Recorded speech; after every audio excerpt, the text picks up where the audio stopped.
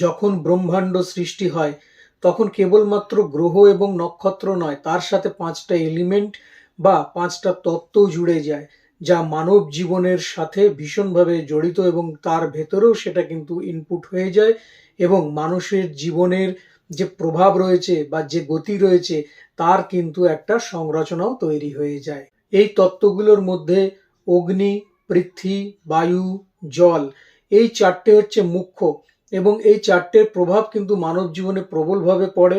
আর সর্বশেষ যেটা, সেটা হচ্ছে আকাশ। আকাশ হচ্ছে সম্পূর্ণ বিষয়টা নিয়ে বা মিলিত চেতনা যেটা আমাদের রয়েছে, সেটাকেই আমরা আকাশ হিসাবে শাস্ত্রীয় মতে ধরে নিই। কাজেই 5টা এলিমেন্ট হলো আমাদের অগ্নি, পৃথ্বী, বায়ু, জল এবং আকাশ। অগ্নিতত্ত্ব যেরকম আমাদের সাহস দেয়, এগিয়ে যাওয়ার ক্ষমতা দেয়, নেতৃত্ব করবার বা লড়াই করবার ক্ষমতা দেয়, তার সাথে ক্ষিপ্রতা দেয়। এই তত্ত্ব মানুষকে এগিয়ে নিয়ে যায় এবং এগিয়ে নিয়ে যাওয়ার সাহস দেয়, কর্মকে জাগরিত করে, আত্মা এবং কর্মকে জাগরিত করে। দ্বিতীয় হলো পৃথ্বীতত্ত্ব। পৃথ্বীতত্ত্ব দেয় হচ্ছে স্থিরতা, ধৈর্য এবং ব্যবহারিক বুদ্ধি। স্বপ্নকে বাস্তবে রূপান্তর করবার মতন যে ক্ষমতা, সেটা কিন্তু পৃথ্বীতত্ত্বের ভেতরেই রয়েছে। মানুষ এখানে ধীরে ধীরে অগ্রসর হয় এবং পদ ও প্রতিষ্ঠাকে তারা আজীবনকাল ধরে রাখতে পারে। এবারে হলো জলতত্ত্ব। জলতত্ত্ব হলো সংবেদনশীল এবং ইমোশনালের একটা মূর্ত প্রতীক। এই তত্ত্ব মানুষের সাথে মানুষকে জোড়ে, সম্পর্কের সাথে সম্পর্ককে জোড়ে এবং আত্মার সাথে পরমাত্মাকে জুড়ে দেয়। এই জলতত্ত্ব আমাদেরকে বহমানতা শেখায়, অর্থাৎ বয়ে যাওয়া শেখায়, ডুবে যাওয়া কিন্তু নয়। এবারে বলবো বায়ুতত্ত্ব। বায়ুতত্ত্বের কথা এলে পরে বায়ু হচ্ছে ভীষণভাবে সূক্ষ্ম একটি তত্ত্ব বা এলিমেন্ট। এই বায়ুতত্ত্বের কথা এলে পরে কিন্তু শনিদেবের কথা আমাদের সর্বাগ্রে চলে আসে।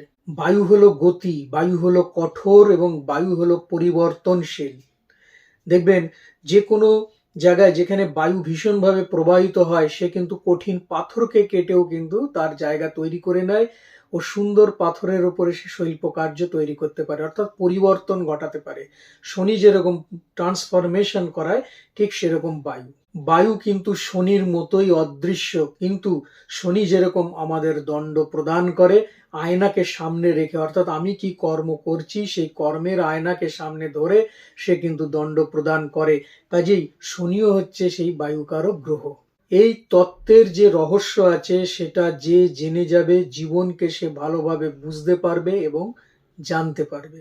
তবে আজ আমরা যেটা নিয়ে আলোচনা করব সেটা হচ্ছে এই 4 তত্ত্ব, অর্থাৎ অগ্নি, পৃথ্বী, বায়ু, জল, এখানে যদি শনি অবস্থান করে তাহলে পরে শনি সেখানে কি ফল প্রদান করে সেই জাতক ব্যক্তিকে, তাই নিয়ে আজকের আমার আলোচনা। নমস্কার, আমি সুজিত পাঠক এসে গেছি আপনাদের প্রিয় চ্যানেল সুজিত পাঠক অ্যাস্ট্রোলজিতে। যারা এখনো পর্যন্ত আমার চ্যানেলটি দেখছেন অথচ সাবস্ক্রাইব করেননি, অবিলম্বে তারা চ্যানেলটিকে সাবস্ক্রাইব করুন এবং পাশে থাকা বেল আইকনটি প্রেস করুন পরপর নোটিফিকেশন পেতে। আর bsi.india-তে আমাকে ফলো করতে পারেন ইনস্টাগ্রামে এবং ফেসবুক পেজে। যারা এখনো পর্যন্ত আমাদের ওয়েবসাইট, অর্থাৎ আমার যে টিউটোরিয়াল ওয়েবসাইট আছে সেখানে প্রবেশ করেননি, সেখানে পাওয়া যাচ্ছে একদম রেডি করা কোর্স এবং খুব পকেট ফ্রেন্ডলি, যাতে আপনারা খুব সহজেই শিখতে পারবেন একেবারে বেসিক লেভেল থেকে প্রেডিকশন পর্যন্ত। অবশ্যই সেটা আপনারা কিনতে পারেন আমাদের ওয়েবসাইট bsiaindia.com থেকে। সেখানে কিন্তু আপনারা এটা প্রত্যেকটা কোর্স, 6খানা কোর্স রয়েছে, আপনারা পছন্দ মতন কোর্স আপনারা কিনে নিতে পারেন। চলুন তাহলে আলোচনা শুরু করি, আর সময় বাড়াবো না।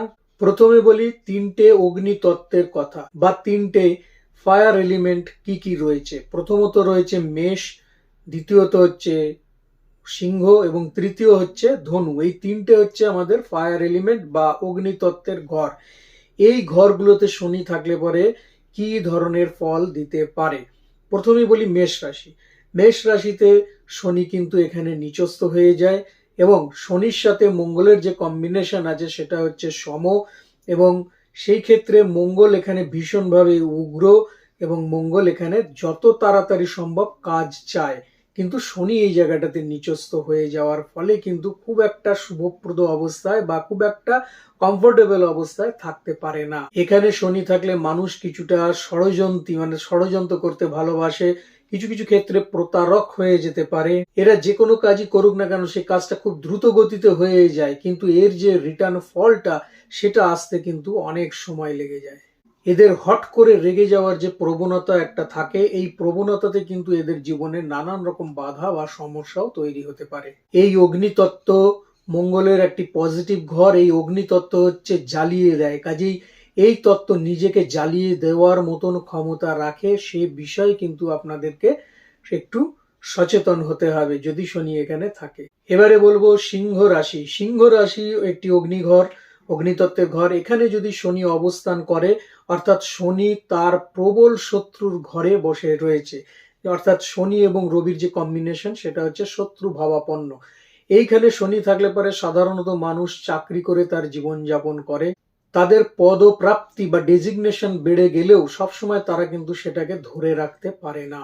শনি এখানে অহংকারকে ভেঙে দেয়। সম্মান কখনো চেয়ে আসে না, সম্মান সবসময় সহ্য করার পরেই আসে। এইটা কিন্তু শনি এখানে মানুষকে বোধ জন্মায়। হঠাৎ রেগে যাওয়ার একটা প্রবণতা এদের ভেতরে তৈরি হয়। সাংসারিক সুখ সেই অর্থে খুব ভালো এরা কিন্তু পায় না, এবং এদের প্রশংসাও খুব কম হয়। ভালো কাজ করলেও সেভাবে প্রশংসা এরা সেভাবে পায় না। এছাড়া এদের ভেতরে একটা একাকিত্ব বোধ তৈরি হয়, এদের ভেতরে একটা আলাদা অ্যাগ্রেসিভনেস তৈরি হয়, এবং একা থাকতে এরা ভীষণভাবে ভালোবাসে। তবে জীবনে প্রচুর বড় বড় দায়িত্ব এদের কাঁধে চাপে এবং এরাই সেই দায়িত্বকে পালন করতে পারে। এবারে বলবো ধনু রাশির কথা। ধনু রাশিও হচ্ছে একটি অগ্নিতত্ত্ব বা ফায়ার এলিমেন্টের ঘর। এখানে যদি শনি থাকে, ধনু রাশির যে মালিক সে হচ্ছে বৃহস্পতি বা গুরু। এই গুরুর সাথে শনি কিন্তু এখানে সমতা বজায় রাখে বা সামঞ্জস্যতা রেখেই চলে। এখানে যদি শনি বসে থাকে তাহলে পরে সেই জাত ব্যক্তি কিন্তু বৃদ্ধ বয়সে বেশ সুখে দিন কাটায় বা তার বৃদ্ধ অবস্থা খুব সুখে কাটে। নিজের সন্তান ভালো হয় এবং নিজস্ব সৎ বুদ্ধির জন্য কিন্তু সে সমাজ থেকে ভীষণভাবে সম্মান এবং পদ প্রাপ্ত হয় এবং সকলের ভালোবাসা পায়। তার ভেতরে একটা আধ্যাত্মিক জ্ঞান জন্মায়। ঈশ্বরে প্রবলভাবে এদের বিশ্বাস থাকে, কিন্তু সবসময় মাথায় রাখতে হবে যে কর্ম ছাড়া ধর্মর পরিপূর্ণতা আসে না। সেটা মাথায় রেখেই কিন্তু তাদেরকে এগোতে হবে। শুধুমাত্র ঈশ্বর নিয়ে পুজো করলাম সেটা নয়, সবসময় চিন্তা করতে হবে কর্ম যেন সঠিক হয়, তাহলেই তার ধর্মের রাস্তা পরিপূর্ণতা পাবে। কাউকে যদি অতিরিক্ত বিশ্বাস করে সেক্ষেত্রে তার বিশ্বাস ভঙ্গ হবে এবং তাদের কাছ থেকে এরা কিন্তু আঘাত পেতে পারে। এছাড়াও আর একটা জিনিস, শনি যদি এখানে থাকে তাহলে পরে কিন্তু অর্থের বিষয় নিয়ে কাউকে তো একদমই বিশ্বাস করা উচিত নয়। সেক্ষেত্রে সম্পূর্ণভাবে সে লস করবে, এবং তাকে যদি কোনোভাবে হেল্প করে তাহলে পরে সেই জাতকের যে ভাগ্য আছে সেই ভাগ্য উন্নতির যে ব্যালেন্স সেটা কিন্তু বিগড়ে যেতে পারে। এ তো গেল অগ্নি।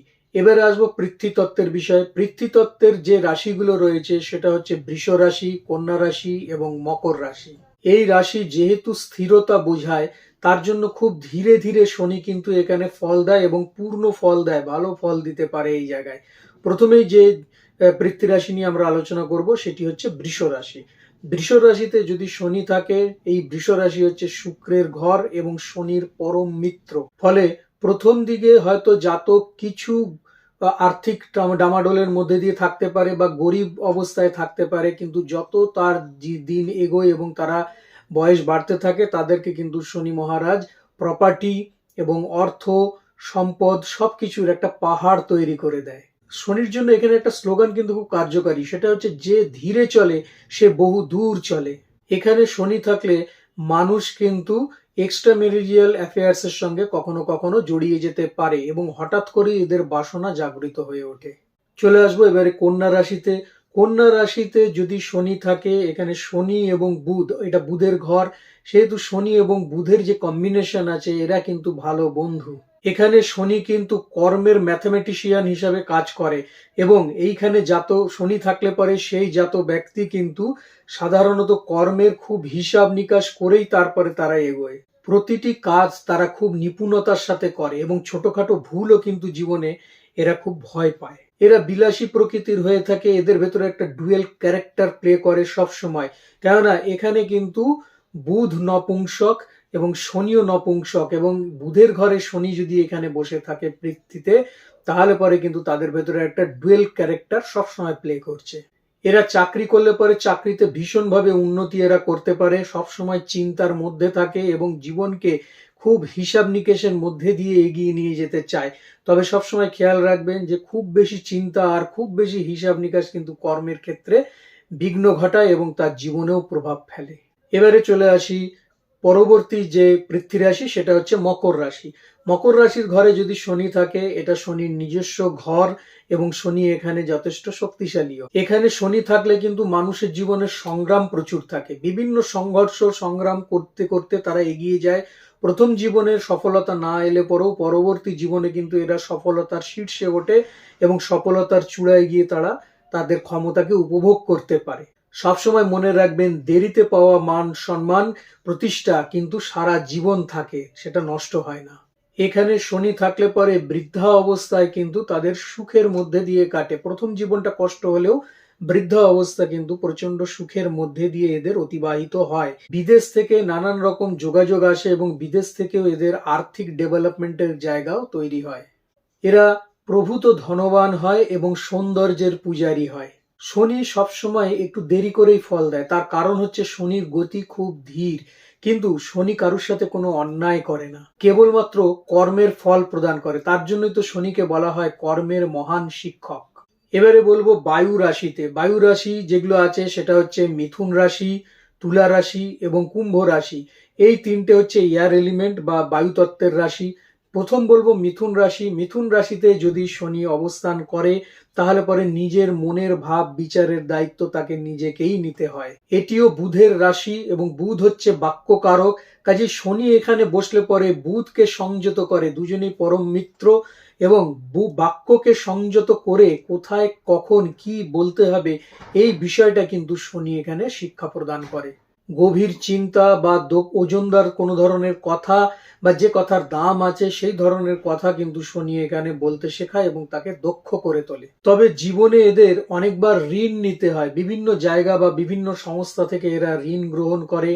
এরা একটু দাম্ভিক প্রকৃতির হয়, হঠাৎ রেগে যাওয়ার প্রবণতা এদের ভেতরে তৈরি হয়। অনেক ক্ষেত্রে তার জন্য এদের কর্মও নষ্ট হয়ে যায়। এরা কিন্তু ভীষণভাবে বিলাসী জীবনযাপন করতে ভালোবাসে এবং সেটা এরা করতেও পারে। তবে সবসময় এদের একটা খেয়াল রাখতে হবে যে কর্ম যেন সঠিক হয়, না হলে পরে তার জবাব কিন্তু শনিকে দিতেই হবে।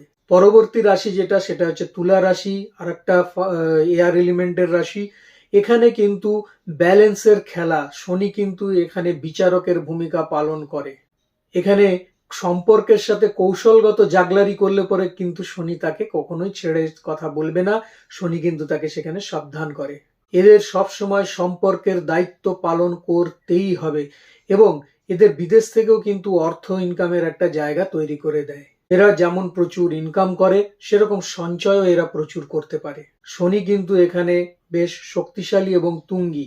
আমাদের যে তুলা রাশির যে প্রতীকটা রয়েছে সেটা চিন্তা করুন, সেটা হচ্ছে একটা তুলা দণ্ড অর্থাৎ ব্যালেন্স, এবং তুলার দণ্ড আমরা কি দেখি, আইনের হাতেও দেখি, আর এই আইনের বিচারককে সেটা হচ্ছে শনি মহারাজ। এইখানে শনি থাকলে পরে সাধারণত এক্সট্রা ম্যারিটাল অ্যাফেয়ার্স এর সাথে জড়িয়ে যাওয়ারও সম্ভাবনা থাকে। সবসময় মাথায় রাখবেন, ব্যালেন্স কিন্তু বলিদান চায়, কাজেই এমন বিহেভিয়ার করবেন না বা এমন কোনো কাজ করবেন না যাতে আপনার ব্যালেন্স বিগড়ে যায় এবং বিচারকও কিন্তু আপনাকে দণ্ড প্রদান করে। সবসময় যে কোনো অশুভ বা পাপ কর্ম থেকে নিজেকে বাঁচিয়ে রাখাটাই হচ্ছে শ্রেয়। চলে আসবো এবারে কুম্ভ রাশি। সেটাও একটি এয়ার এলিমেন্টস বা বায়ুতত্ত্বের রাশি। এখানে যদি শনি বসে থাকে, শনির কিন্তু এটা স্বগৃহ। স্বগৃহ বলেই যে সবসময় সে খুব ভালো ফল প্রদান করবে তা কিন্তু ভাবলে ভুল হয়ে যাবে। এখানে শনি কিন্তু বেশ একাকিত্ব বোধ করে, নিজেকে একা রাখতে চায়, সবসময় মনে করে যে ঠিক আছে একটা জায়গায় আলাদাভাবে আমি থাকি, আইসোলেশনে থাকি। এই জায়গাটা কিন্তু শনি সবসময় মানে ভেতর থেকে চিন্তা করে। এইখানে শনি থাকলে জাত ব্যক্তির ভেতরেও কিন্তু এই চিন্তাটা চলে আসে। অনেক সময় এরা জীবনের অনেক বড় বড় কিছু কাজ করতে এগিয়ে যায়, কিন্তু নিজের যে কাজটা আছে সেই কাজের ক্ষেত্রে এরা ততটা অগ্রসর হয় না। কাজেই এদের উদ্দেশ্য বড় হলেও এদের সুখ কিন্তু অনেকটা কম মেলে। আবার কিছু কিছু ক্ষেত্রে এদের নিজেদের ভুলই এদেরকে আরো খারাপ পরিস্থিতিতে তৈরি করিয়ে দেয়। যে ডালে বসে থাকে সেই ডালটাই তারা কেটে ফেলে। তাই শনি এখানে কর্মের প্রতি মনোনিবেশ চায় কাজে আপনার নিজের কর্মের প্রতি যদি আপনি সঠিকভাবে মনোনিবেশ করেন, তাহলে শনি এখানে কিন্তু শুভ ফলদাতা হিসেবেই পরিলক্ষিত হয়। কেননা মনে রাখবেন, যতই শনির ঘর হোক, নিজের ঘর হোক, রেয়াত কিন্তু সে কাউকে করে না। এবারে চলে আসি ওয়াটার এলিমেন্ট অর্থাৎ জল তত্ত্বের ঘর তিনটে, সেটা হচ্ছে কর্কট রাশি, বৃশ্চিক রাশি এবং মীন রাশি। এই তিনটে হচ্ছে আমাদের ওয়াটার এলিমেন্ট বা জল তত্ত্বের রাশি। এখানে শনি থাকলে কি হবে? প্রথম বলবো যেটা, সেটা হচ্ছে কর্কট রাশি। এই কর্কট রাশির যে মালিক সে হচ্ছে চন্দ্র, যে হচ্ছে আমাদের মনের রাজা এবং আমাদের ইমোশনকে কন্ট্রোল করে, আমাদের থট প্রসেসকে কন্ট্রোল করে। এখানে যদি শনি অবস্থান করে তাহলে শনি কিন্তু মনের ঘরে পাহারা দেয়। শনি এখানে ইমোশনকে অনেকটাই কমিয়ে আনে।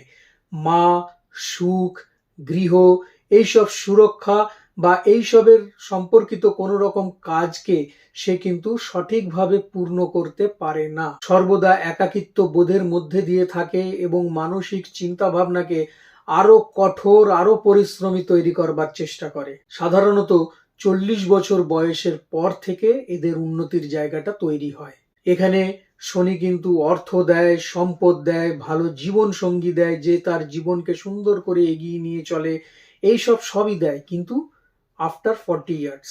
শারীরিক পীড়া কিন্তু শনি এই জায়গাটাতে দেবেই।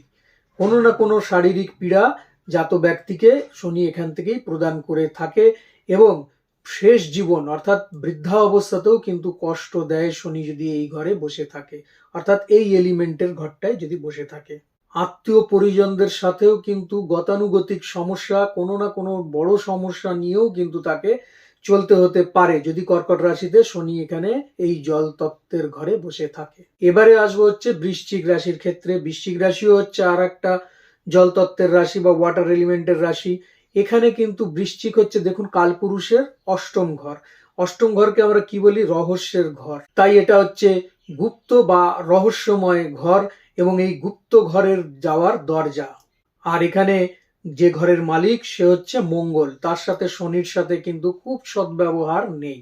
ফলে এখানে শনি থাকলে পরে হঠাৎ করে কোনো সংকট আসার বা কোনো রকম বিপদ আসার জায়গাও তৈরি হয়ে যায়। কোনো রকম গুপ্ত রোগ বা দীর্ঘস্থায়ী রোগ এখানে শনি কিন্তু প্রদান করে।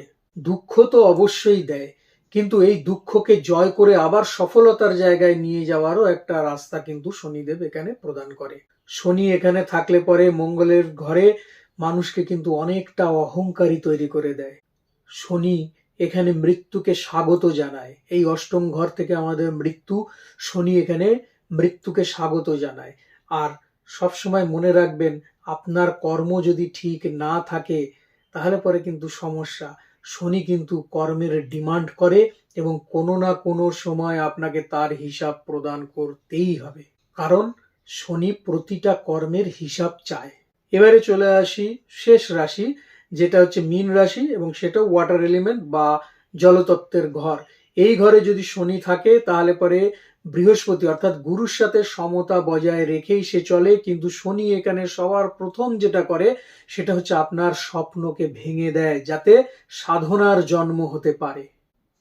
যে জাতক থাকবে যার এইখানে শনি বসে রয়েছে অর্থাৎ এই ওয়াটার এলিমেন্ট মীন রাশিতে, তার কিন্তু বিশ্বাসের পরীক্ষা করে শনি, তার ধৈর্যের পরীক্ষা করে শনি।